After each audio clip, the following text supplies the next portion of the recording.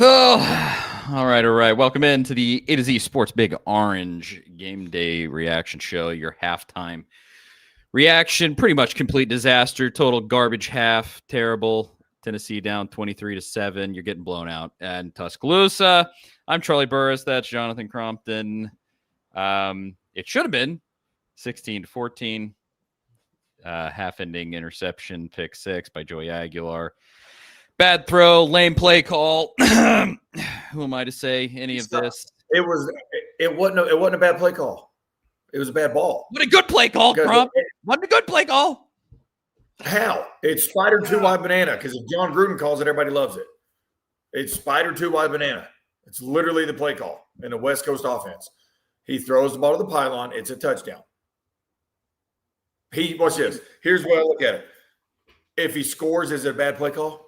No. It was not. That right there is the situation. Neither team had a timeout. You're on the 1 yard line. You run it, and our O-line has played horrible tonight. I'll just call that like it is. Our O-line has not played well. You run the ball and get stuffed, half's over.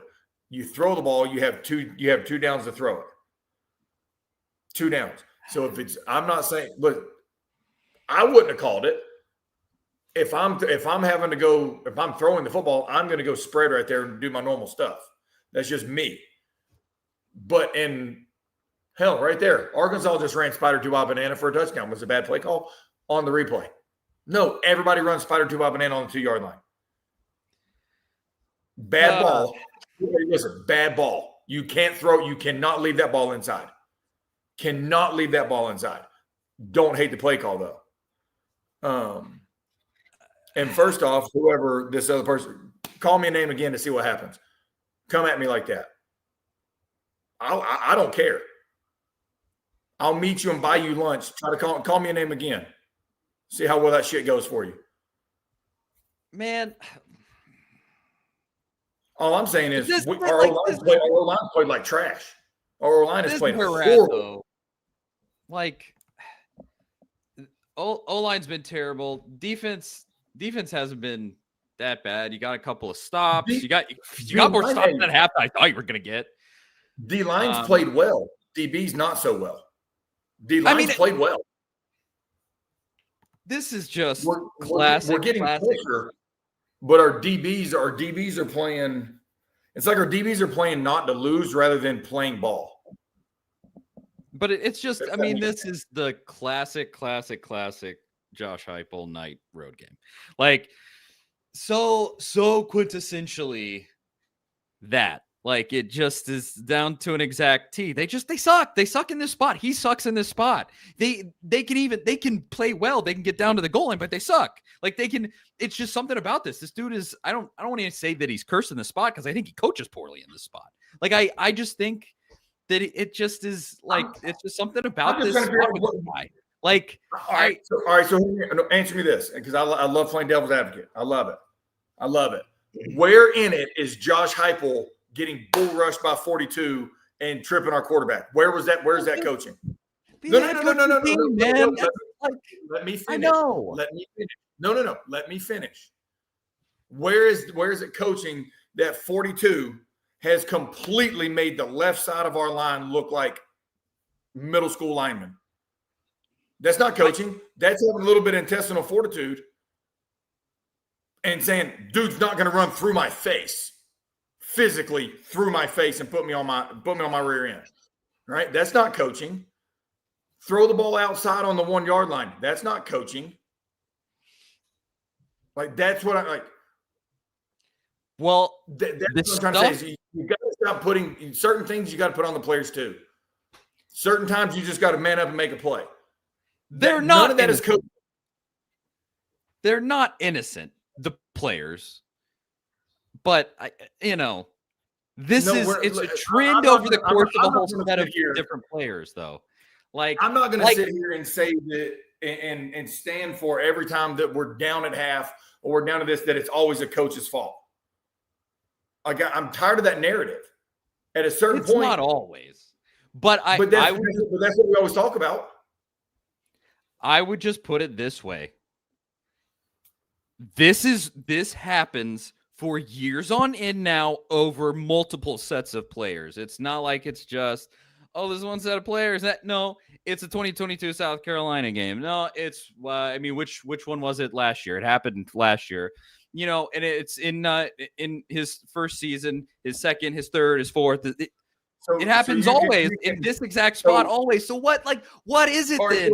Is it just that it's Alabama? Is it just like, no, what are we? It's coaching that Hendon Hooker tore his ACL. That's coaching. I get it. I'm with you. They got torched, though. The defense got torched that night, though. The defense got torched that night. And so people aren't allowed to put up points too? That South Carolina team is sorry. No, dude, it's always you're always blaming every time we're on the road. Heupel sucks. It's him. Blah blah blah. Well, we got to straight up stop getting ran through our face. Literally, you can't have the same guy move to the opposite side of the ball and run through our right tackle and trip our quarterback and expect to not have a safety. That's bad. At a certain point, it's what it is. That's just what it is. You got to step up and make a play in the secondary. We've got him 3rd and 13 on the first drive. He moves right in the pocket, shovels back left, and then we're just butt naked wide open. How is that coaching? No, that is a player leaving his zone. Stay in your zone. So once again, don't put that on Heupel. Now, are there always going to be things we can second guess? Yes. But I'm going to tell you, tonight is 85% players, 15% coaching. 15% is low to me because of the extreme trend that you've just seen. Because it's not like this. This is the main thing to me. I agree. The players have to take the accountability and make the play. But at the same time, it's not like you go and you put up a really admirable performance and, you really did it. Oh, and you lost on the last second field goal. It's go on the road and get blown out. It's go on the road and make a fool of yourself. Like it's that element where you just go like, we're better than this. Why is it this freaking 7:30 p.m. on ESPN with the entire nation watching? Why is this the spot where this dude blows up every single time, every single year, always? Like that's with me. I will say, like, the players are a huge portion of this, but I go like, what is it? Why do the players come out like garbage in every spot like this? Why is that the case? I don't know. Like, you could parse it apart however you want to, but that's just the trend that I see. And here we are. You're down 23-7. And it's just frustrating. Like, it's just like that right there. You were still going to be down by 2 points, and you shouldn't have ever been down by 2 points there because you shouldn't have gotten a safety. And it's just all really frustrating. Remember, I don't know. Remember, that was the coaching, though. The safety is all coaching, though, right? It's what it is. The safety is 100% Josh Heupel's fault. Well, listen. You're not going to win that one. You're not going to win that one. Now, the pick six was 100% lazy throw. Or he's hurt. There is a possibility he's hurt. You're in the game, it doesn't matter. You're in the game, it doesn't matter. Does that make sense? When you come out of the tent and you say, give me my helmet, then that tells me you're good enough to make a throw. That's the way it works, especially in a rivalry game. It does not matter. All you got to do is flick it to the pylon. That is 100% bad throw. The play call, I would have went spread because I know I got 2 downs. It's that simple. But the play call, I don't disagree with. Make the throw outside. That is what's called him or my guy or nobody. My guy either catches it and toe taps or nobody catches it. You never leave that flat route inside because that's what's going to happen.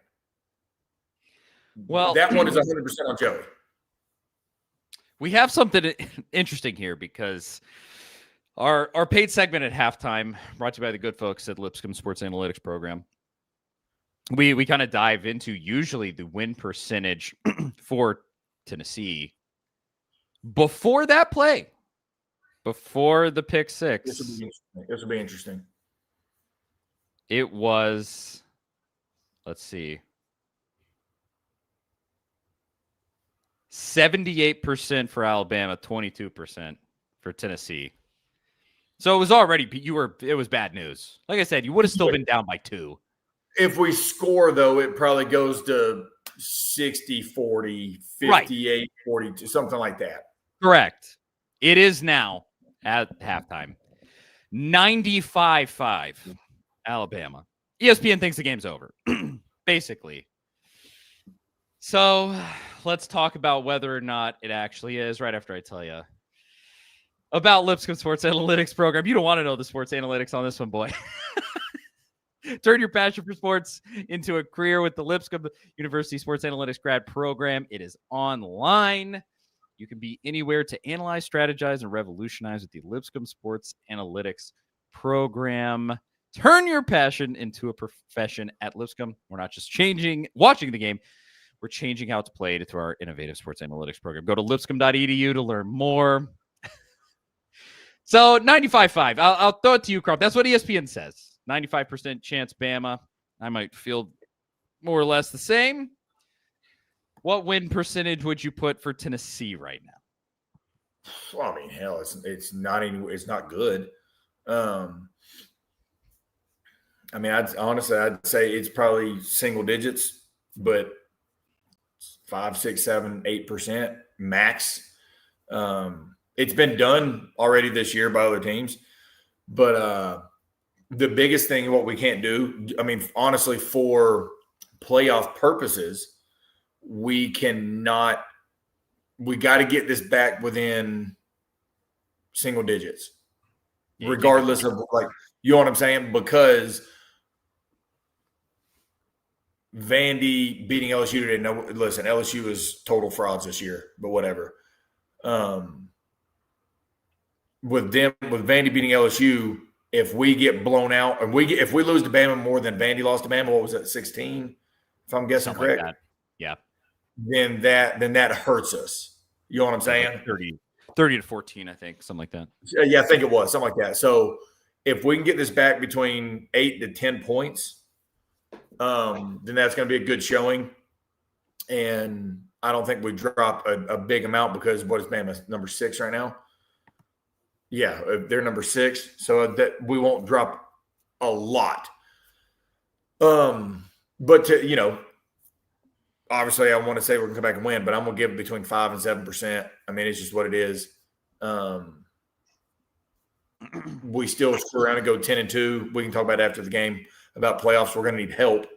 But there was a lot of help. That's the thing. Like, there was a lot of help today that we could have jumped into the top 6. Yep. And, so I mean, we're still going to need that help if we don't make a miraculous, oh my God, comeback. Yeah, I mean, at this point, it would. I like 1%. I don't think Tennessee is winning this game. I kind of feel like ESPN. And you basically have to turn the conversation to this 10-2 get you into the playoff, and that's what you have to turn around and do, which would at this point involve beating a seems legit Vandy team and winning in the swamp. But see, watch this, Vandy, and we'll talk about this after the game, but this shows everybody why age matters in football, like physical age. Vandy is statistically the oldest team with like 60% 6th-year seniors. You can tell on their trenches. That's what I'm getting at. It pays to have 23-year-olds playing college football all over the place. And I mean, kudos to them for doing that, but I'm still going to die on the hill. Vandy's Vandy to me. But that pays dividends. We are the youngest team statistically in the SEC, with, I think it was like 58% freshmen. Now, this is on the roster. It's not necessarily who's playing, but just on the roster. But that pays dividends, and Vandy's living proof of that. I think we're going to start seeing a lot of teams like Duke. I'm saying Duke, Georgia Tech right here. So like a Duke or a North Carolina or a Wake Forest, those types of teams that are on Vanderbilt's level, so to speak, they're going to start trying to get 85% of the starters being 6th-year seniors and just rotate 1-year starters. Whatever it takes. I don't care. That's what I'm saying. In today's, why not in today's world? I think, I've said it before. I think we need to get more. Now we need to stay healthy, but we need to get more guys that are college proven. I mean, yes, it'd be great to be like, oh, we're getting a starter from blah, blah, blah, whatever they're at. But somebody that's played a lot of football that can come in and contribute. We need more of that. We do. And I've said that for years. I mean, that's the advantage of the portal. But I do think – go ahead. Like Ty Redmond tonight. Like, that's sort of example A1A. Like, he looks like a freshman out there. He's getting toasted and roasted and flipped around. And I mean, because it is different. It is. It's not often that you get a Jeremiah Smith or Ryan Williams that come in and they just go, you're essentially a grown man as a freshman. That, you know what I'm saying? That's very rare. Let's call it like it is. So, yeah, and especially at DB. DB corner is arguably the hardest position to come in and play early because you're running backwards as fast as somebody's running forwards. Yeah. And stopping on a dime and literally being a gambler and guessing where they're going. So, yeah, you do need to have a lot of experience. Now, it's going to help. He's going to be really good down the road because he's getting a lot of valuable playing time this year on a team that's probably going to win 10 ball games. They better hope they do. But I mean, your main discussion this year is like, does that even get you into the playoff? Like, that's you're kind of fighting for your life tonight. I think it could. I do. I don't think it. I think it's very hard to leave out a 10-win SEC team. I mean, at this point, beating Vandy might be beating a top 15-ish team. I don't know. I mean, they got a pretty tough schedule, but I mean, yeah. This one's tough, especially. I mean, that was a 14-point swing. You went from what should have been a 2-point game to suddenly a 16-point game, and that is just, whoo boy, yeah. It's not great. All right. Yeah, well, I mean, at this point, if we don't make a miraculous comeback, let's call it is. And we'll talk about it after the game. But if we don't make a miraculous comeback, making the playoffs where we would make it, we got to win 10 to do that. And Oklahoma's good.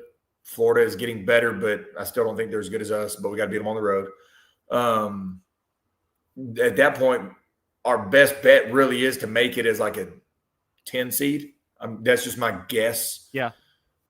You know what I mean? Because 12 is going to be saved for group of 5. Yep. And so you're looking at essentially a 10 or 11 playing on the road, obviously, and going from there and end up having to play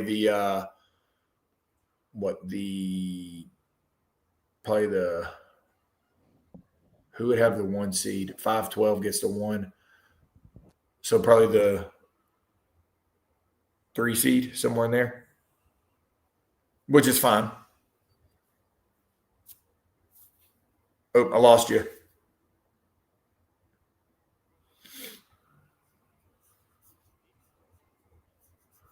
I can't hear you.